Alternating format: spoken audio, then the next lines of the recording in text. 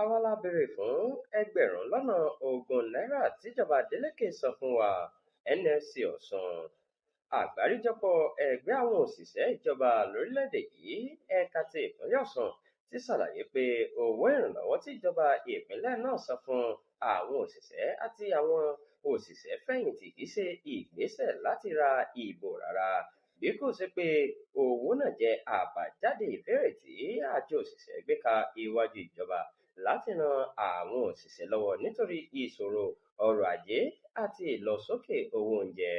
Alága NLC ní Ọ̀ṣun Comrade Christopher Arapasopọ̀ ló ṣe àlàyé yìí ní ọjọ́ Ajé Monday lásìkò ìpàdé táwọn òṣìṣẹ́ náà ṣe níwájú sẹkẹtéríàtì ìjọba ìpínlẹ̀ Ọ̀ṣun lábẹ́rẹ́. Arapasopọ̀ sọ pé àwọn àjọ òṣìṣẹ́ ti kọ lẹ́tà sí gómìnà Adémọlá Adélékè ní ọjọ́ kẹjọ oṣù kẹrin tí wọ́n ń béèrè fún owó ìrànlọ́wọ́ fún àwọn òṣìṣẹ́ àti òṣìṣẹ́ fẹ̀yìntì nítorí wàhálà ọrọ̀ ajé tí ó ń kojú àwọn aráàlú.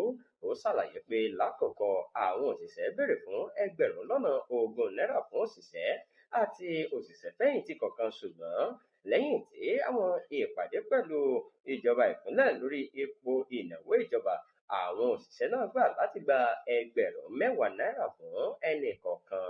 Gẹ́gẹ́ bó ti wí, ìbéèrè fún ìrànwọ́ náà wá láti ọ̀dọ̀ àwọn alákòóso ẹgbẹ́ òṣìṣẹ́, kì í ṣe ohun tí gómìnà béèrè láti lò fún ìdìbò ọ̀hún.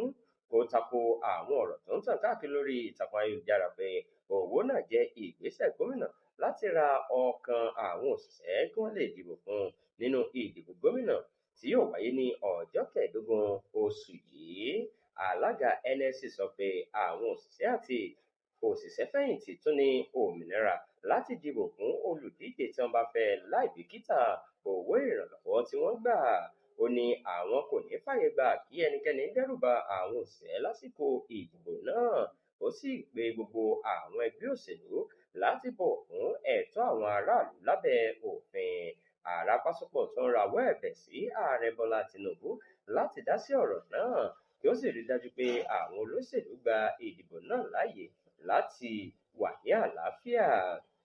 Ó tún rawọ́ ẹ̀bẹ̀ sáwọn ọlọ́pàá àti àwọn àjọ aláàbò mìíràn láti má ṣe sun àsùnpìyè kí wọ́n sì dáàbò bo àwọn olùdìbò àti àwọn aráàlú jákèjádò ìpínlẹ̀ Ọ̀ṣun.